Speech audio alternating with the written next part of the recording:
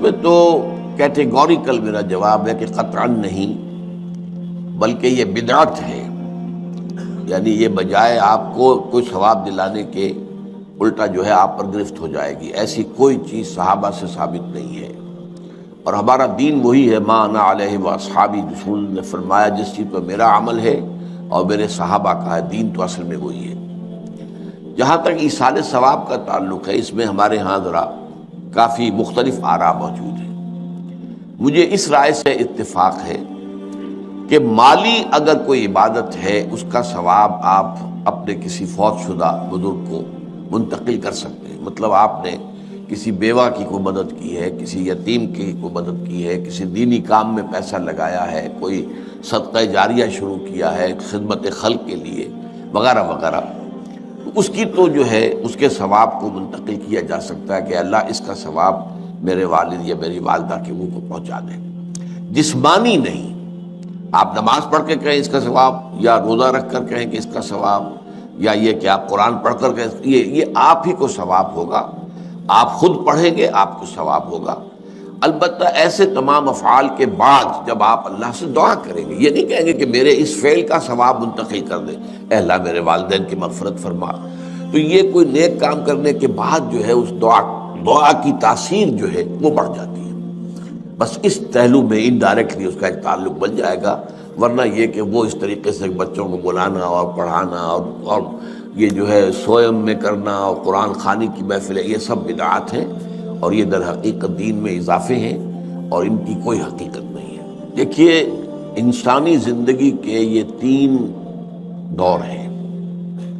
حیات دنیاوی جو ہماری پیدائش سے شروع ہو کر اور ہماری موت پر ختم ہو جائے، پھر حیات برزخی موت سے لے کر قیامت کے دن تک، اور پھر حیات اخروی ہے قیامت میں ریزوریکشن کے بعد سے وہ زندگی جو ہے جو جنت یا دوزخ کی ہے.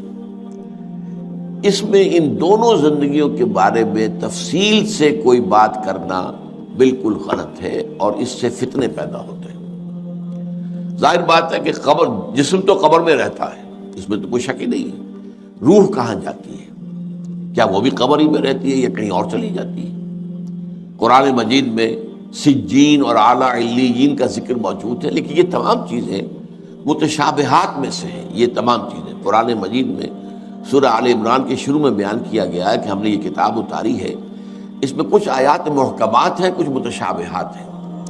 وہ متشابہات کا ایگزیکٹ مفہوم جاننا اس وقت ہمارے لیے ممکن نہیں ہے.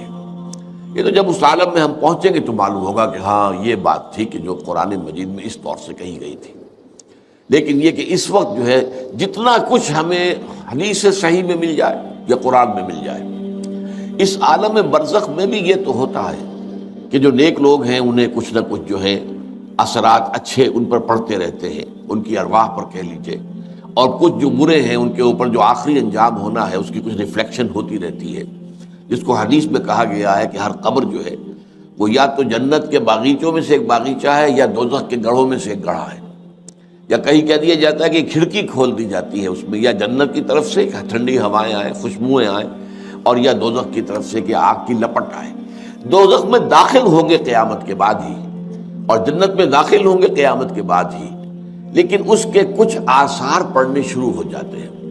وہ جس کو انگریزی میں آپ کہتے ہیں coming events cast their shadows before.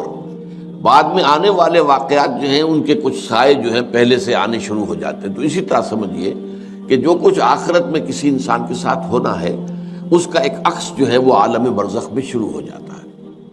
اسی لیے قرآن مجید میں یہ بھی آیا ہے کہ یہ جو آل فرعون تھے یہ صبح و شام جہنم پر پیش کیے جاتے ہیں، اور قیامت کے دن پھر کہہ دیا جائے گا ادخلوا آل فرعون نار، ان کو داخل کر دو آگ کے اندر.